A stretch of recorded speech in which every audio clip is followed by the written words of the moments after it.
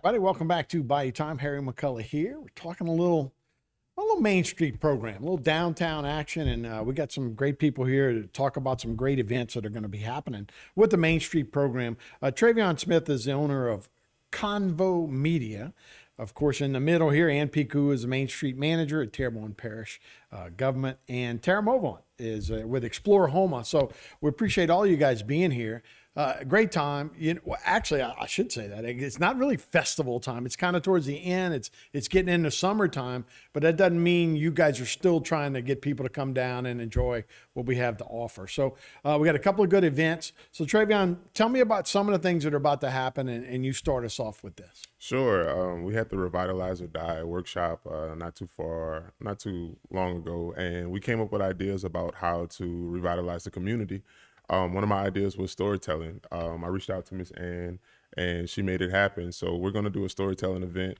A lot of great folks, local folks, talking about their personal and professional experiences in Terrebonne Parish. Just a different spin on something that we could use to move forward in the parish. Yeah, you kind of came up with the idea, and we do have a couple of things to look at. So it's going to be this weekend. Yes, sir. And tell us what time and what's going to happen during it. Okay, so on Friday night, the Porch Life exhibit is going to be going on Friday night, and we're going to have some musicians from New Orleans giving us a little taste of what the Porch Life is about. It's a big 1.5 story piece of architecture with instruments built into it.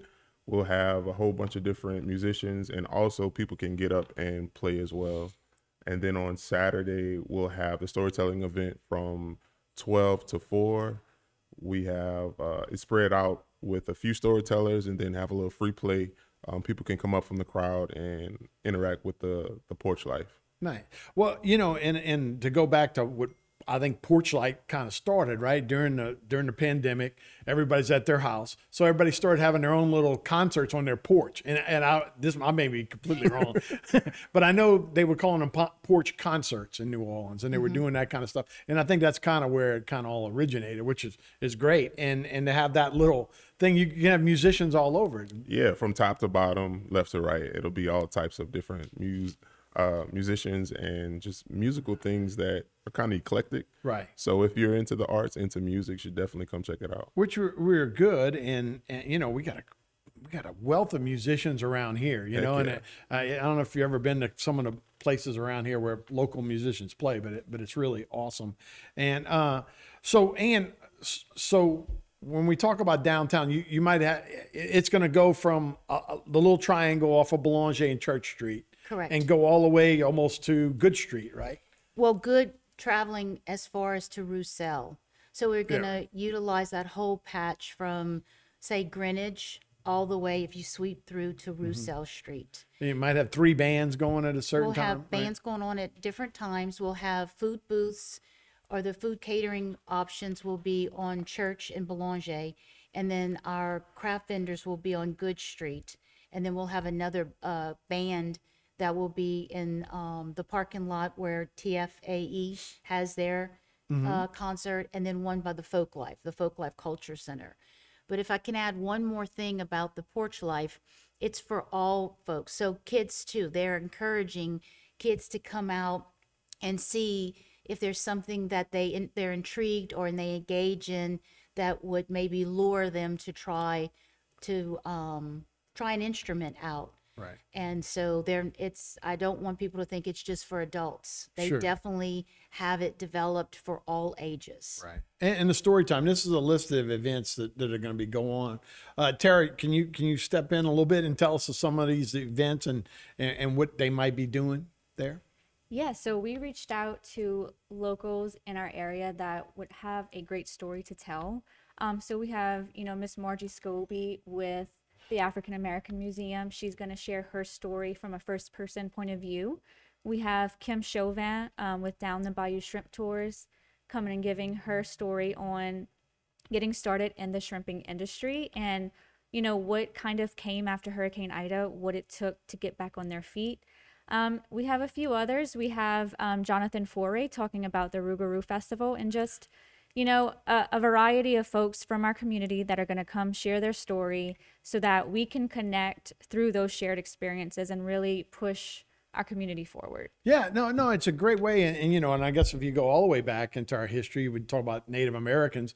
A lot of that history was verbal, right? And I was out in New Mexico and they were like, we don't have it written down. It's all verbal and the elders pass it down. Not exactly, but similar, right? We can tell stories, and that's a great idea. And Travion, you're going to be wrapping the whole thing up, right? So Yes, sir. I'm kind of like the MC for the day, kind of keep the energy going, making sure everybody's on task and on point. Just to kind of push that narrative of our stories connect us. We all have similar stories growing up on the bayous, and we want to make sure that positive energy stays going all no, day. it's a big part because look, and then we got the 50s and 60s where the oil field kind of people came in. It completely kind of changed our culture, but it's not something we should forget, right? Absolutely. And especially, I guess it's 200 years now. So so that's all can go hand in hand with all those stories. So yeah, I could tell a few. I'm sure Trey. No, we want to keep it for kids, but so we got about 30 seconds to talk about it. So how do people get involved? Just show up? Yeah, it's free. The only thing you're going to pay for is whatever you choose to consume beverage wise or food wise. But all the acts and so forth is free. And I'm very fortunate to have these folks, the Tourist Commission, Travion, and there's a lot of other folks that are volunteering their time to make this happen. And with the storytelling, this is just step one. But Travion wants to keep this going. So we may not always have the porch, Right. but we're going to continue Well, so the his stories. journey of archiving stories. We got some developing to do after the storm, right? Sure. So it's an important time. We got a few less buildings down there. Still got stuff that's a year later still needs to be cleaned up. Sure. So talk to me a little about where we're at after a year after Ida. Well, right after Hurricane Ida, Parish President Dove wanted us to try to get the community involved, and that's where the Civic Pride Day came. That was in early March. And we hired this gentleman, Jeff Ziegler, to come in, and we really lucked off. We had like 177 people that showed up, and at the end of the day, we still had close to 70 people. So people want to change. We are working on a Main Street corridor right now, which would mean that we would slow down the traffic from 2 lanes going in the same direction to possibly 1 lane, With maybe parking. even Right. 15 miles an hour. And so we're starting to get the mindset of pedestrians first, vehicular traffic second. And so from there, when we had the all day event, that's when people came forward and talked about stuff they were really passionate about: kayaking, having more festivals, storytelling came up, decorating different bridges to bridge the gap.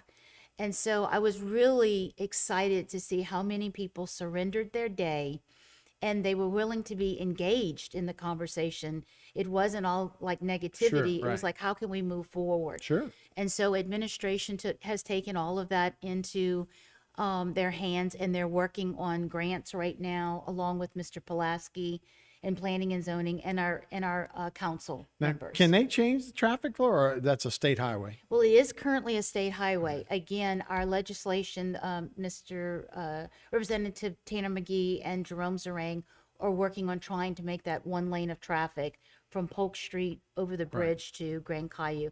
And I think that will make a huge change, not only for pedestrians, but it's crumbling our buildings. Sure. Yeah. And Those big so trucks and- now, since the storm, we really need to keep what we have left with tender loving care, Right. because it does major damage. Oh, no doubt. And if you lose all your buildings, I just want to say that real quick, then you lose the essence of your community. If everybody has the same Main Street, it becomes a cookie cutter. And sure. then why would you want to come? Right. Besides that, we have great people, Right. but then we don't have anything to show them. And that's why we're very passionate about trying to keep what we have. Right. No, they can go out to Martin Luther King if they want that, right? Right. We want to keep downtown special, for sure. Nothing against Martin Luther King. No, no. Whatever. But it's a cookie cutter. Right. Yeah. No, I agree with you saying. Tara, you were talking a little bit more about the events and what's going to go on. Can you run us through that a little bit more?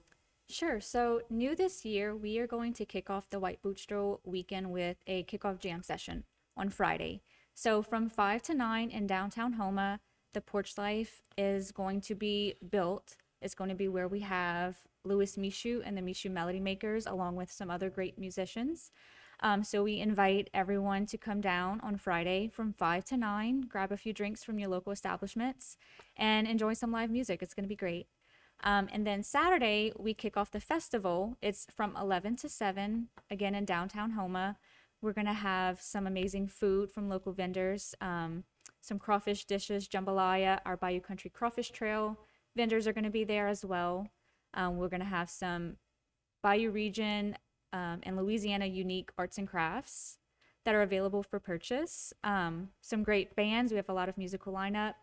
And we're going to have storytelling at the Porch Life from 12 to 4. So it's going to be a jam-packed day, a lot of things for the kids, including alligator petting. So bring the kids and come down. It's going to be a Hopefully great they got a day. little taper on their nose, right?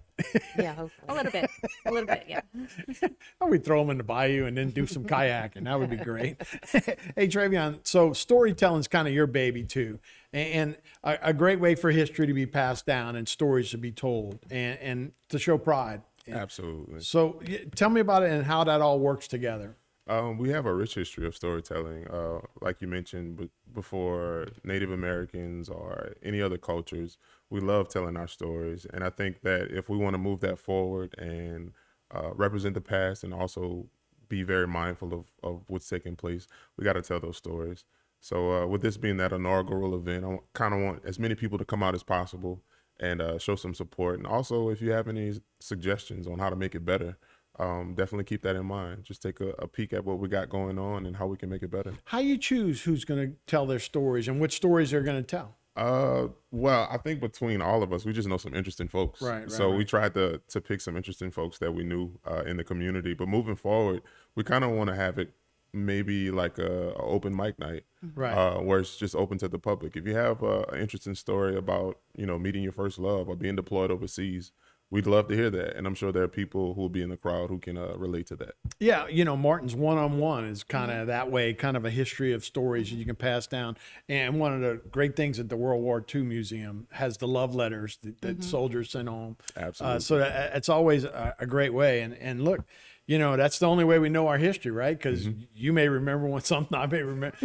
We got to pass it down, and that's a great way. So, again, this weekend starts Friday, runs all the way through Sunday, right? Saturday. Saturday and Sunday we rest, and then we do Memorial Day, speaking to all those guys. So, guys, wish y'all the best. Hope it looks like we're going to have great weather. Yes. Absolutely. Even the humidity is going to calm down a little bit.